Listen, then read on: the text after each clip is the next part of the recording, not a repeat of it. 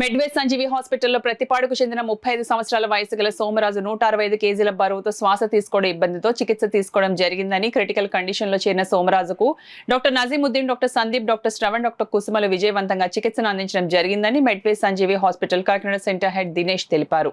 Kakinada 2 town సెంటర్లో గల మెడ్వే సంజీవి హాస్పిటల్లో కేస్ సక్సెస్ స్టోరీని తెలియజేసేందుకు మీడియా సమావేశం నిర్వహించారు. ఈ సందర్భంగా డాక్టర్ నజీముద్దీన్, డాక్టర్ సందీప్, సోమరాజు కుటుంబ సభ్యులు మీడియాతో మాట్లాడారు.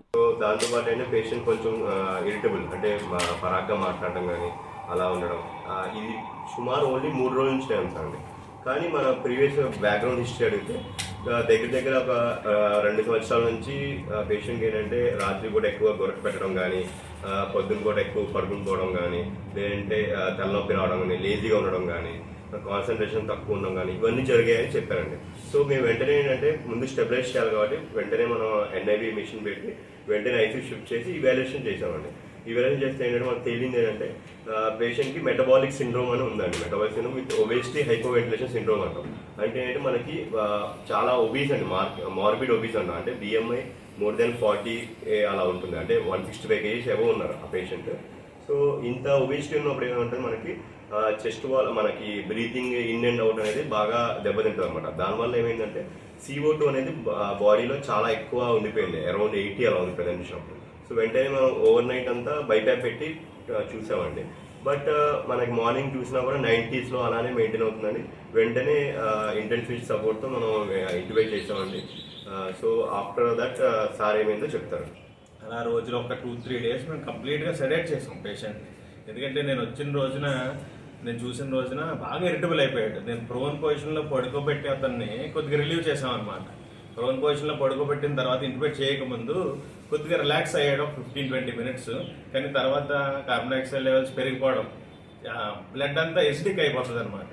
అయిపోయిన తర్వాత ఇంటిబేట్ చేసిన తర్వాత ఒక 3-4 days తర్వాత మనం ఒక సీనియర్ ENT సర్జన్ సలహా తీసుకుని ట్రీకాషన్ మీకు ప్లాన్ చేసాం అనమాట. అంటే ట్రీకాషన్ అంటే గొంతు దగ్గర గొట్టం వేసి వెంటిలేటర్ పెట్టాల్సిన పరిస్థితి వస్తుంది అని చెప్పాం మనం. దానికి కూడా మనం రిస్క్ అంతా ఎక్స్ప్లెయిన్ చేసి అంతా చేసి పేషెంట్ కూడా చాలా సపోర్టివ్గా ఉన్నాడు మాకు. యాక్చువల్గా మేము సెడేషన్ అంతా తగ్గించిన తర్వాత మాతో కమ్యూనికేట్ చేయడం అంతా కూడా కొద్దిగా బాగుంది.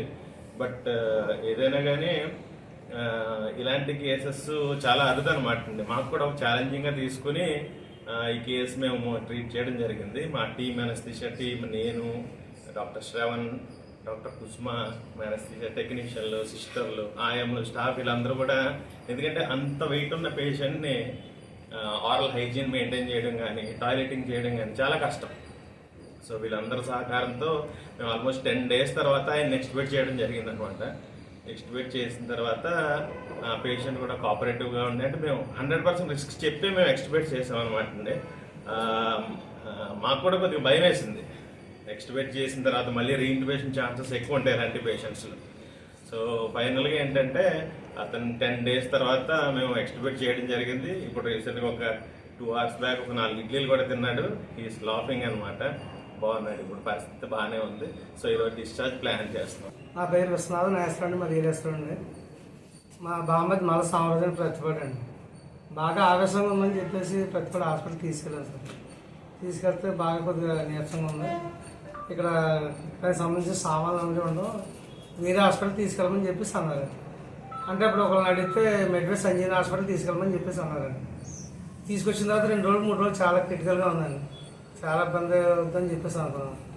అలా రాను డాక్టర్ గారు అందరూ కలిపి చూశాను, చేయడం జరిగిందండి. చాలా రిస్క్ తీసుకుని చేశారండి.